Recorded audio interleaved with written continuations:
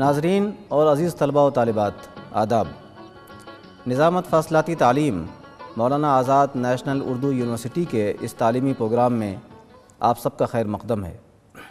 آج ہم ایک ایسے موضوع پر گفتگو کرنے کے لیے آپ کے سامنے آئے ہیں جو اسلامیات سے متعلق موضوع ہے، اور اسی لیے ہمارا یہ پروگرام BA اسلامیات کے طلباء و طالبات کے لیے خاص ہے۔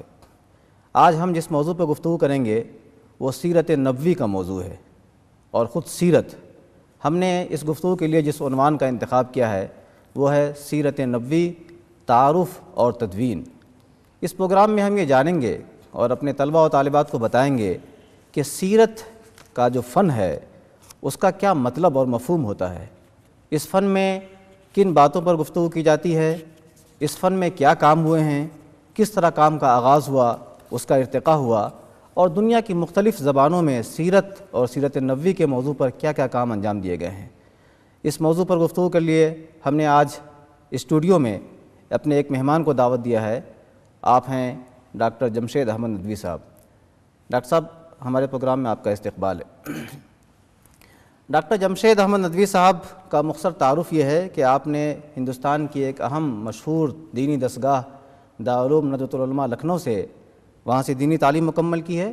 اس کے بعد آپ نے علی گڑھ مسلم یونیورسٹی علی گڑھ سے شعبہ عربی میں MA اور MPhil اور اس کے ساتھ PhD مکمل کیا ہے، اور MPhil اور PhD دونوں میں آپ کا جو خاص موضوع رہا ہے وہ بھی سیرت سے متعلق ہے۔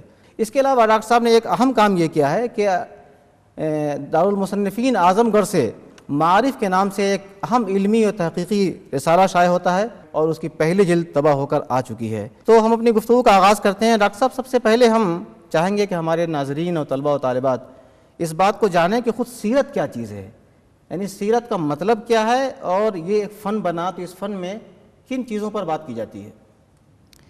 سیرت ایک عربی لفظ ہے جو سارا یسیر و سیرن اور مسیرن سے نکلا ہے۔ اس کی جمع سیر آتی ہے۔ سارا یسیر و سیرن یا سیرت کے کئی معنی بیان کیے جاتے ہیں، جن میں سے ایک چلنا جانا، دوسرا حلیہ کردار، تیسرا حیت طریقہ، لیکن جو آج اصطلاحی معنی میں استعمال ہوتا ہے وہ آپ صلی اللہ علیہ وسلم کے حالات زندگی کو بیان کرنا ہے۔ ابتدا میں آپ صلی اللہ علیہ وسلم سے متعلق لکھی جانے والی کتب کو کتاب المغازی کہا جاتا تھا۔ اس سے عام ذہن میں یہ خیال پیدا ہوتا ہے کہ اس میں صرف غزوات کا بیان کیا گیا ہے، لیکن اس میں غزوات نہیں بیان کیے جاتے تھے، بلکہ آپ صلی اللہ علیہ وسلم کی زندگی کے تمام تر حالات، پیدائش تا وفات بیان کیے جاتے تھے۔ ابتدائی مؤلفین نے اپنی کتب سیرت کو اسی لیے 3 حصوں میں تقسیم کیا: کتاب المبعث، کتاب المبتدأ اور کتاب المغازی۔ یعنی ان تینوں کا مطلب بھی بتاتے چلیں۔ ہاں، کتاب المبعث بعثت سے پہلے، بعثت نبوی سے پہلے کے کیا حالات تھے، نبی کے حالات تھے۔ کتاب المبتدأ میں بتایا جاتا ہے کہ نبی بنائے جانے سے پہلے کیا حالات تھے۔ کتاب المبعث میں یہ بتایا جاتا ہے کہ بعثت کے بعد آپ صلی اللہ علیہ وسلم کے کیا حالات ہوئے۔ اور کتاب المغازی وہ ہیں جو غزوات اسلام کے فروغ کے لیے اور اس کی عالمیت کے لیے کیے گئے تھے، جو کیے گئے تھے، انہیں کتاب المغازی کے نام سے موسوم کیا جاتا۔ لیکن بعد میں چل کر یہ صرف ابتدائی 3 صدیوں تک کتاب المغازی کا اعتبار ہوتا رہا، پھر اس کے بعد لفظ سیرت کا اطلاق ہونے لگا، اور اس سے مراد صرف آپ صلی اللہ علیہ وسلم کی سیرت نبوی مراد لی جانے لگی۔ ڈاکٹر صاحب، یہاں پر تھوڑی سی اور مزید وضاحت ہم چاہیں گے۔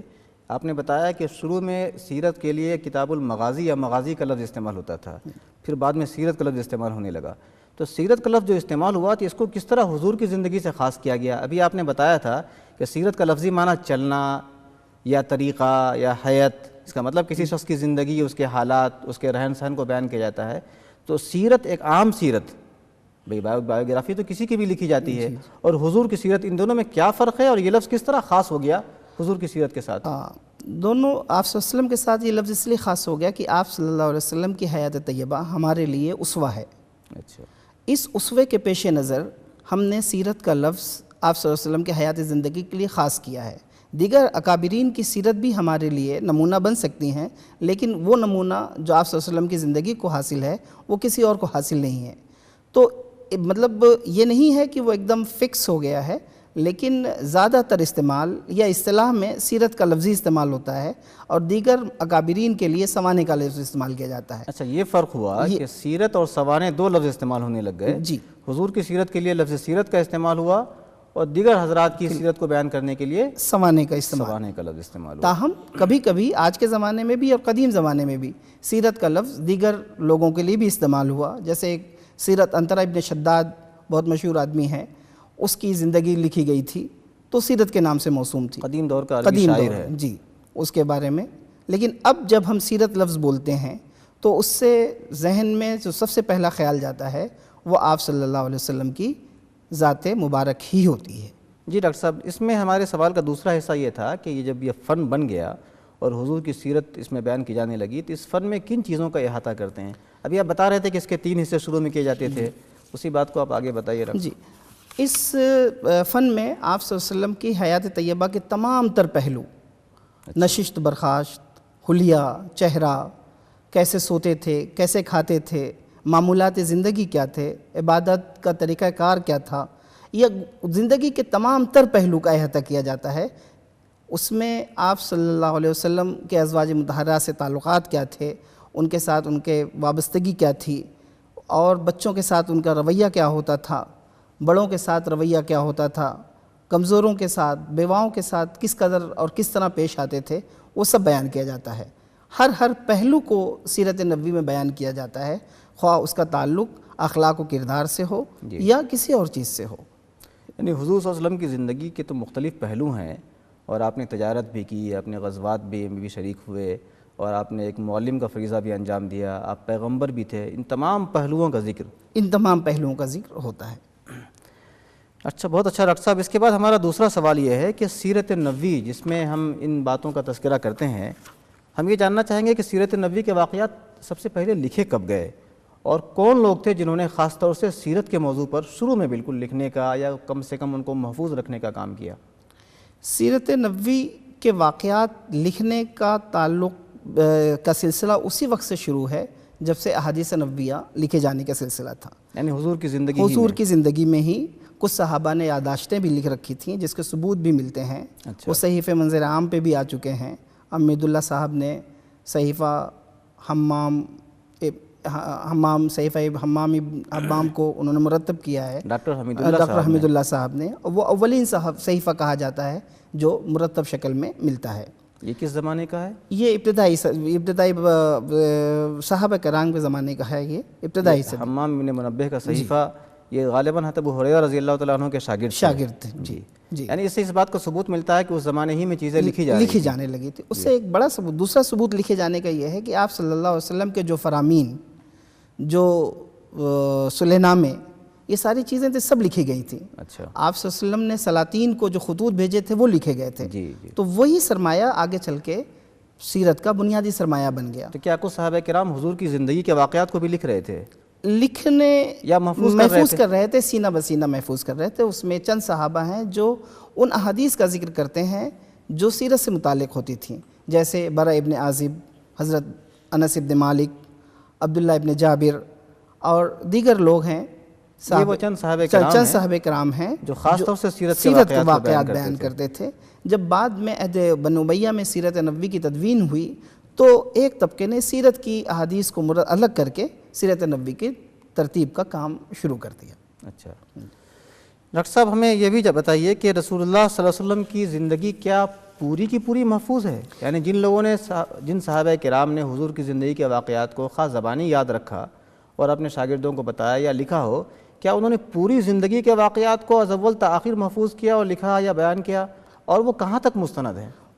آپ صلی اللہ علیہ وسلم کی زندگی تمام بانیان مذاہب بلکہ دنیا میں آنے والے تمام لوگوں کے مقابلے میں سب سے زیادہ محفوظ ہے۔ ایک ایک لمحہ، ہم ایک ایک لمحے کا حساب کر سکتے ہیں کہ آپ صلی اللہ علیہ وسلم نے کب کیا کیا تھا۔ کوئی ایسا پہلو نہیں ہے جو ہماری نظروں سے مخفی و پوشیدہ ہو۔ اچھا، اسی لیے علامہ شبلی علیہ رحمہ فرماتے ہیں کہ یہ مسلمانوں کا ایک ایسا فخر ہے جس میں دنیا کی کوئی قوم شامل نہیں ہو سکتی، کہ جس نے اپنے پیغمبر کے حالات زندگی اس قدر عرق ریزی سے، دیدہ وری سے جمع کیے ہوں کہ ایک ایک لمحہ، ایک ایک صورت، ایک ایک زاویہ محفوظ ہو گیا ہو۔ یہ بہت بڑی بات ہے۔ جی، اس کی وجہ کیا تھی کہ صحابہ کرام حضور کی زندگی کی ایک ایک تفصیل کو، ایک ایک چھوٹے چھوٹے واقعے کو محفوظ کر رہے تھے؟ اس کی بنیادی وجہ تو یہ ہے کہ آپ صلی اللہ علیہ وسلم کے حیات طیبہ کو قرآن شریف میں اسوۃ حسنہ سے تعبیر کیا گیا، یعنی بہترین نمونہ آئیڈیل بیان ہے۔ شخصیت۔ جی، لقد کان لکم فی رسول اللہ اسوۃ حسنہ، یہ بنیادی سبب تھا جس نے صحابہ کرام کو اور بعد میں آنے والے دیگر مسلمانوں کو آپ صلی اللہ علیہ وسلم کی سیرت لکھنے پر متوجہ کیا، اس کو محفوظ کرنے کے لیے متوجہ کیا۔ کیوں کہ ہم اسی وقت جب ہمارے سامنے کوئی اسوہ اور نمونہ ہوگا تبھی ہم اپنی زندگی کی بھلائیوں اور برائیوں کو پہچان سکتے ہیں۔ اچھا ڈاکٹر صاحب، اس سے تو یہ بات معلوم ہوئی کہ صحابہ کرام حضور کی زندگی کے واقعات کو محفوظ کر رہے تھے اور لکھ رہے تھے، یاد کر رہے تھے، لیکن آج ہم اس کو کس طرح مانیں یا کس طرح ہم لوگوں کو بتا سکیں کہ یہ واقعات مستند اور بہت اتھینٹک بھی ہیں؟ اس کے لیے اسلام یا مسلمانوں کا ایک دوسرا علم ہے جسے اسماء الرجال کہا جاتا ہے۔ یہ بھی مسلمانوں کا قابل فخر کارنامہ ہے کہ انہوں نے اسماء الرجال جیسے فن کو ایجاد کیا۔ یہ کیا فن ہے؟ اسماء الرجال وہ فن ہے جس میں اسانید، تمام راویان حدیث کے حالات زندگی کو بیان کیا جاتا ہے، یعنی جن لوگوں نے حدیث کو سنا اور منتقل کیا ان کو راویان کہتے ہیں۔ راویان کہتے ہیں۔ ان کے حالات زندگی بیان کیے جاتے ہیں، تو ان میں سے بعض ضعیف ہیں، بعض کمزور ہیں، بعض ثقہ ہیں، بعض دوسرے اور مراتب ہیں۔ تو اسماء الرجال کے فن میں اس آدمی، اس شخصیت کے مقام مرتبے کو مقرر کیا جاتا ہے۔ اچھا۔ اور جیسا جتنا آدمی ثقہ ہوگا اس قدر ہی اس کی حدیث معتبر مانی جائے گی۔ جی جی۔ تو آپ صلی اللہ علیہ وسلم کو تقریباً کی زندگی کو بیان کرنے والے ہزاروں لوگ ہیں، اور ان کے بارے میں بھی ہمارے پاس معلومات مکمل طور پہ موجود ہیں کہ وہ کس قدر معتبر تھے۔ جب وہ معتبر ہیں تو ان کا بیان کردہ چیز بھی معتبر ہی مانی جائے گی۔ تو اس کا مطلب یہ ہے کہ یہ بات آج بھی چیک کی جا سکتی ہے کہ جن لوگوں نے حضور کی زندگی کے واقعات کو بیان کیا وہ کون لوگ تھے، خود ان کی زندگی کیسی تھی اور کس درجے اور مقام کے ہیں۔ جی جی بالکل۔ اس کے وہ جتنے مستند ہوں گے اتنی یہ واقعات مستند ہوں گے، جتنے وہ مستند ہوں گے۔ وہ جس طرح حدیث کی بعد میں تصحیح ہوئی، تنقیح ہوئی، اسی طرح آج حدیث میں سیرت نبوی کی بھی تنقیح ہو رہی ہے۔ اسی لیے عصر حاضر میں اکرم ضیاء عمری بہت مشہور مورخ سیرت نگار ہیں، جنہوں نے السیرۃ الصحیح، السیرۃ النبویہ الصحیحہ کے نام سے کتاب لکھی ہے، جس میں انہوں نے صرف اور صرف احادیث قرآن کے ساتھ احادیث نبویہ کو بنیادی مصدر مانا ہے، دیگر روایات کا ان کا وہاں۔ تو ڈاکٹر صاحب یہاں پر تھوڑا مزید ہم وضاحت چاہیں گے، جو کہ بہت اہم موضوع آپ نے چھیڑا ہے۔ اکرم ضیاء عمری صاحب نے السیرہ النبویہ صحیحہ کے نام سے صحیح واقعات جو سیرت کے ان کو الگ کیا، تو کیا ہم یہ جاننا چاہیں گے کہ کیا جو صحیح واقعات کو الگ کیا گیا وہ کم ہے کیا اور سیرت سے؟ نہیں، بالکل کم نہیں ہے، اتنے ہی ہیں، بس اس میں واقعات کی تعداد تھوڑی بہت کم ہو جاتی ہے۔ ایک واقعے کو کئی پہلو سے بیان کیا جاتا ہے، یا بعض چیزوں میں ربط و یابس ملا دیے جاتے ہیں، وہ ربط و یابس نکال دیا جاتا ہے، ورنہ مغز تقریباً اتنا ہی ہے۔ اور یہ ربط و یابس کے استعمال کا تعلق بھی ابتدائی صدیوں سے ہے۔ جیسے دو اہم سیرت نگاران پائے جاتے ہیں، محمد ابن اسحاق اور موسیٰ ابن عقبہ۔ محمد ابن اسحاق کی کتاب کافی ضخیم تھی، کیونکہ اس میں انہوں نے تمام چیزوں کو اکٹھا کر دیا تھا، آپ صلی اللہ علیہ وسلم سے متعلق جو چیزیں بھی موجود تھیں۔ ان کے مقابلے میں موسیٰ ابن عقبہ نے روایات کو چھان پھٹک کر قدر کم ضخیم کتاب مرتب کی تھی، اور ان کی کتاب کو اس زمانے کے بعض معتبر علماء، امام مالک جیسے لوگ زیادہ معتبر قرار دیتے تھے اور کہتے تھے کہ ان کی کتاب پر اعتماد کرنا زیادہ بہتر ہے۔ اس کا مطلب یہ ہے کہ خود مسلمان اور جو یہ لکھنے والے مؤلفین اور سیرت نگاران تھے یہ خود چھان پھٹک کر رہے تھے اور حدیث کے، سیرت کے جو صحیح واقعات ہیں، زیادہ مستند واقعات ہیں، ان کو الگ کر دے رہے تھے، تو وہ محفوظ بھی کر رہے تھے، اس کے مستند ہونے کے دلائل اور ثبوت بھی فراہم کر رہے تھے۔ کیونکہ محدثین میں ہمیں ابن شہاب زہری کا نام سب سے اہم ملتا ہے، جنہوں نے صحیح تر احادیث، جو بھی احادیث صحیح ترین احادیث کا سلسلہ انہی سے ملتا ہے، اور وہی ابتدائی سیرت نگار بھی ہیں۔ انہی کی کتاب پر انہی کے استاد شاگرد محمد ابن اسحاق اور سب اسی سوال پہ ہم آگے آ رہے ہیں۔ ہم چاہیں گے ایک باضابطہ اس پر آپ سے ہم جواب لیں کہ سیرت کی تدوین کا کام کب شروع ہوا؟ حضور کے زمانے میں سیرت کے واقعات کچھ لوگوں نے لکھے جیسا آپ نے بتایا، یا زبانی واقعہ نقل کر رہے تھے، لیکن باضابطہ کتابی شکل میں جو تدوین کا کام شروع ہوا، کمپائلیشن کا، یہ کب شروع ہوا اور کون لوگ تھے ابتدائی مؤلفین؟ سیرت نبوی کی تدوین کا آغاز یعنی کتابی شکل میں اس کا آغاز تو اولین پہلی صدی ہجری کے اواخر میں ہوتا ہے۔ ہمارے پاس جو موجودہ معلومات ہیں اس میں اب تک اولین کتاب عروہ ابن زبیر کی کہی جاتی ہے، جو عبداللہ ابن زبیر کے بیٹے ہیں۔ عبداللہ ابن زبیر صحابی ہیں، ان کے بیٹے یعنی یہ تابعی ہیں، یہ تابعی ہیں۔ ان کی اولین کتاب ہے، ان کی وفات 94 ہجری میں ہوتی ہے، یعنی پہلی صدی ہجری بھی ابھی ختم نہیں ہوئی ہے۔ جی، ان کی کتاب کو مصطفیٰ اعظمی صاحب مشہور محقق ہیں زمانے کے، انہوں نے مرتب کر کے شائع کر دیا ہے۔ اس کا مطلب یہ ہے کہ پہلی صدی میں جو کتاب لکھی گئی وہ آج موجود ہے؟ موجود ہے، وہ اس وقت موجود ہے، شائع کر دیا ہے، اور اس کا اردو ترجمہ بھی پاکستان سے شائع ہو چکا ہے۔ بہت بڑی بات۔ جی، اس کے بعد چند نام اور ملتے ہیں، جیسے عاصم بن عمر ابن قتادہ ہیں، جی، ابان ابن عثبان ہیں، اور سب تابعی ہیں۔ یہ سب لوگ ہیں جنہوں نے احادیث کو مرتب کیا تھا، جنہوں نے کتابی شکل میں مرتب کیا تھا۔ ان کی روایات کتب سیرت کی مختلف کتب سیرت میں جا بجا بکھری ہوئی ہیں۔ جی، ان کی کتابیں تو محفوظ نہیں رہ سکیں، لیکن کتابیں لکھی گئی تھیں۔ اس کا ثبوت اس بات سے ملتا ہے کہ ان کی روایات کتب سیرت میں آج بھی ملتی ہیں۔ اچھا، سب سے بنیادی سیرت نگار سمجھیے امام محمد ابن شہاب زہری ہیں، جن کا ابتدائی دوسری صدی کا ابتدائی زمانہ ہے۔ جی، انہوں نے سیرت نبوی کی باقاعدہ تالیف کی تھی۔ ان کی کتاب تو موجود نہیں ہے، لیکن مرویات مغازی یا کتاب المغازی ابن شہاب زہری کے نام سے اس کا بھی کمپائلیشن ہو چکا ہے۔ لوگوں نے روایات کو اکٹھا کر دیا ہے۔ اچھا، انہی کے دو شاگرد ہیں جس کا میں نے پہلے بھی ذکر کیا، محمد ابن اسحاق اور موسیٰ ابن عقبہ۔ یہ ان کے بنیادی شاگرد ہیں، انہوں نے ان سے لیا، اور اس کے بعد ابن اسحاق اور موسیٰ ابن عقبہ نے ایک علمی ڈھانچہ تیار کر دیا تھا، جی، جس پر آگے آنے والے مصنفین نے اپنی اپنی کتب سیرت کی بنیاد رکھنا شروع کر دی تھی۔ جی، اور ڈاکٹر صاحب اس میں ہم یہ جاننا چاہیں گے کہ یہ آپ بتا رہے ہیں کہ ان لوگوں نے کام شروع کیا تدوین کا، اس میں خاص طور سے جن کے کام آج موجود ہیں کہ جنہیں ہم ابتدائی سیرت نگاران کہہ سکتے ہیں، اور ان کے کام کچھ کاموں کا آپ نے ذکر کیا، باضابطہ جن کی کتابیں تصنیف ہوئیں وہ موجود ہیں، پھر وہ سلسلہ آگے بڑھا، ان ابتدائی سیرت نگاران پہ کچھ روشنی ڈالیے۔ ابتدائی سیرت نگاران جن کی کتابیں موجود ہیں اس میں سب سے اہم اور بنیادی کتاب جیسے میں نے بتایا کہ عروہ ابن زبیر کی ہے، جو چھپ چکی ہے۔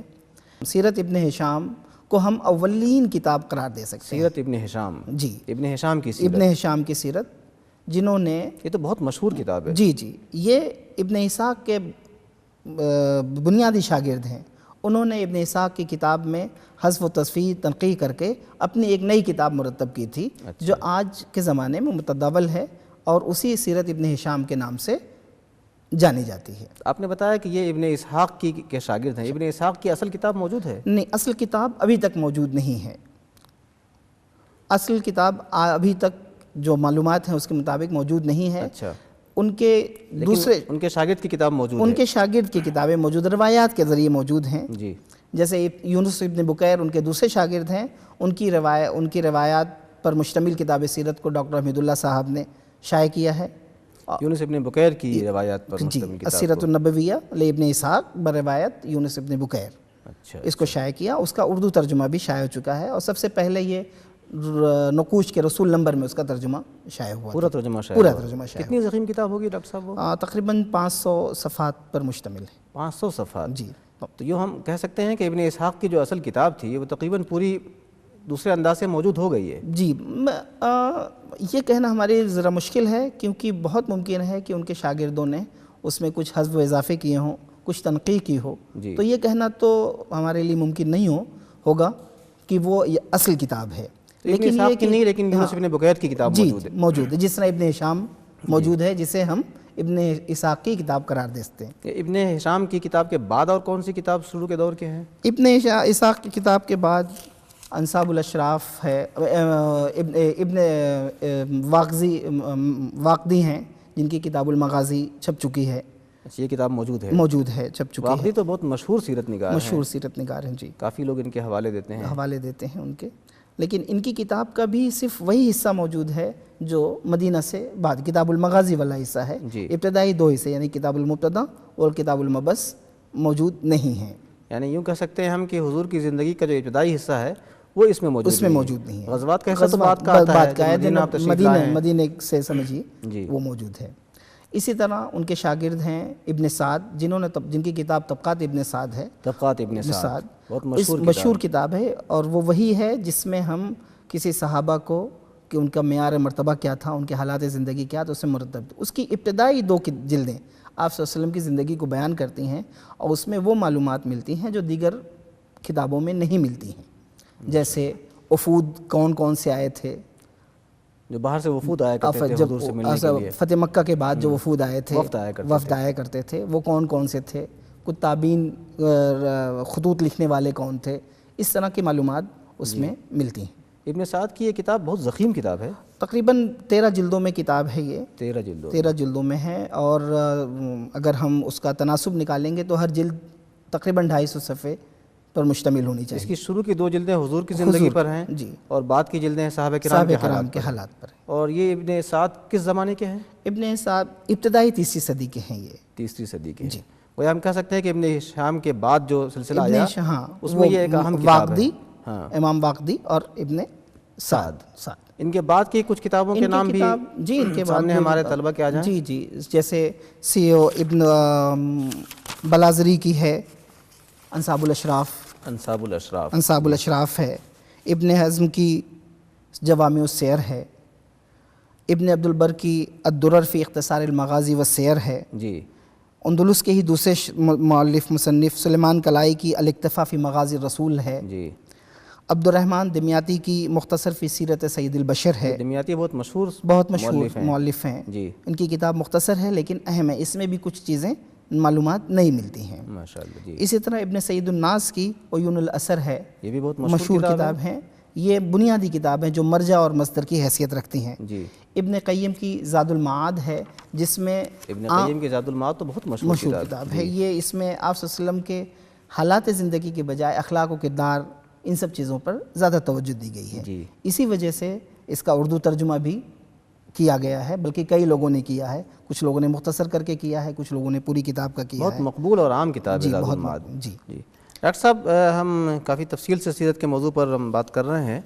اور ہمارے طلبہ کے سامنے یہ تفصیلی تعارف آ رہا ہے، ہم یہ جاننا چاہیں گے کہ کیا سیرت کے موضوع پر تصنیفی کام جو آپ نے ابھی ذکر کیا درمیان کے عرصے کا اور ابتدائی عرصے کا، وہ سلسلہ وہیں ختم ہو گیا یا آگے بڑھتا گیا ہے؟ وہ یہ آپ صلی اللہ علیہ وسلم کی ذات گرامی کا اعجاز ہے کہ وہ سلسلہ نہ صرف جاری ہے بلکہ اس میں روز بروز اضافہ ہو رہا ہے، ہوتا جا رہا ہے، اور شدید مطلب زیادہ تر اضافہ ہوتا جا رہا ہے۔ پہلے ہم ایک رفلی اندازہ لگانا چاہیں، دنیا کے تمام زبانوں کو اگر ہم لے لیں، پوری دنیا لے لیں، تو ایک ظاہر سی بات اس کا اندازہ لگانا بہت مشکل ہے، لیکن ایک تھوڑا سا اندازہ لیں، کتنی کتابیں لکھی گئی ہوں گی حضور کی سیرت پر؟ محتاط اندازے کے مطابق 4 سے 5 ہزار کے درمیان تو لکھی جانی چاہیے پوری دنیا کے پوری زبانوں میں۔ 4 سے 5 ہزار کتابیں، 4 سے 5 ہزار۔ اور اگر اخیر کا زمانہ لیں، اخیر زمانے میں کتنی کتابیں لکھی گئی ہوں گی؟ تو ادھر بہت کتابیں لکھی جا رہی ہیں۔ اخیر زمانے میں 19ویں 20ویں صدی میں تو 2000 کتابیں یقینی طور پر مل جائیں گی انشاءاللہ۔ اس کا مطلب یہ کہ بعد کے زمانے میں کتابیں لکھنے کا تناسب بڑھتا گیا، کیونکہ اس زمانے میں وسائل کا مسئلہ تھا، علم کے اپنے انتشار کا مسئلہ تھا، طباعت کا مسئلہ تھا۔ آج تو ہر زمانے ہر چیز طباعت وغیرہ سے ذریعے ملتی ہیں، بلکہ آج کے پہلے کے زمانے کے مقابلے میں اور آج کی سیرت نگاری میں فرق یہ ہے کہ آج ہمیں آپ صلی اللہ علیہ وسلم کی زندگی کے مختلف پہلوؤں پر ملتی ہے چیزیں، مختلف انداز سے کام ہوتے ہیں۔ ایک تو مکمل کتاب، مثال کے طور پر جیسے الرسول القائد ہے، جی محمود شیش کی کتاب ہے، جی یہ کرنل ہیں، فوج سے وابستہ ہیں، انہوں نے فوجی نقطہ نظر سے آپ کی زندگی پر روشنی ڈالی ہے۔ جی اردو میں ڈاکٹر حمید اللہ صاحب کی آپ صلی اللہ علیہ وسلم کی رسول اکرم کی سیاسی زندگی کے پہلو پر روشنی ڈالی ہے۔ اسی طرح یاسین مظہر صدیقی صاحب نے عہد نبوی میں عہد نبوی میں تنظیم ریاست کس طرح تھی، اس موضوع پر حکومت کا نظام کس طرح تھا، یعنی مختلف پہلوؤں سے سیرت پر کام کیا جا رہا ہے۔ اور ہر یہ کن زبانوں میں ہو رہا ہے؟ دنیا کی تقریباً ہر زندہ زبان میں ہو رہا ہے، ہر زندہ زبان میں، انگریزی، فرانسیسی، عربی، اردو، ہندی، علاقائی زبانوں میں اور دیگر زبانوں میں، اور دنیا کی اگر ہم یہ جاننا چاہیں کہ سب سے زیادہ کن زبانوں میں کام ہو رہا ہے تو ہم کہہ سکتے ہیں کہ یہ عربی کے بعد اردو میں کام ہو رہا ہے۔ عربی کے بعد اردو میں ہی کام ہو رہا ہے، بلکہ اگر دیکھا جائے تو شاید اردو میں ہی سب سے زیادہ بہت نکلی، زیادہ کام ہے اور اردو آگے میں بڑھتا جا رہا ہے۔ بڑھتا ہی جا رہا ہے۔ بہت اچھا ڈاکٹر صاحب، آپ نے بہت تفصیل سے روشنی ڈالی اور موضوع پر ہمارے طلباء کو مستفید کیا۔ اخیر میں ہم اپنے طلباء و طالبات کو چند مزید کتابوں کے ایسے نام بتاتے ہیں کہ اس موضوع پر اگر وہ مزید مطالعہ کرنا چاہیں تو ان سے استفادہ کر سکتے ہیں۔ ایک کتاب ہے قاضی اطہر مبارک پوری صاحب کی، تدوین سیر و مغازی، اس میں سیرت اور مغازی پر کام کا کس طرح کمپائلیشن اور تدوین ہوئی اس پر روشنی ڈالی گئی ہے۔ دوسری کتاب ڈاکٹر عبداللہ عباس ندوی صاحب کی ہے، تاریخ تدوین سیرت، اس کا آپ مطالعہ کر سکتے ہیں۔ اور ایسی ایک کتاب ہے ابتدائی مؤلفین سیرت، یہ جوزف ہاروٹس کی کتاب ہے، اس کا اردو میں ترجمہ ہو چکا ہے۔ ہمارے طلباء اور طالبات ان کتابوں سے مزید استفادہ کر سکتے ہیں۔ ہم اپنے پروگرام کو آج یہیں ختم کرتے ہیں اور اخیر میں ہم ڈاکٹر صاحب کا شکریہ ادا کرتے ہیں کہ آپ نے ہمارے طلباء کو مستفید ہونے کا موقع دیا۔ اخیر میں ہم گزارش کرتے ہیں کہ اگر آپ ہم سے اس موضوع پر یا کسی اور موضوع پر رابطہ کرنا چاہیں تو ہمارا پتہ نوٹ کر لیں۔ ہمارا پتہ ہے نظامت فاصلاتی تعلیم، مولانا آزاد نیشنل اردو یونیورسٹی، گچی بولی، حیدرآباد 500032۔ آج کے پروگرام میں بس اتنا ہی، آئندہ پھر کسی موضوع پر آپ سے ملاقات ہوگی، تب تک کے لیے اجازت دیجیے، خدا حافظ۔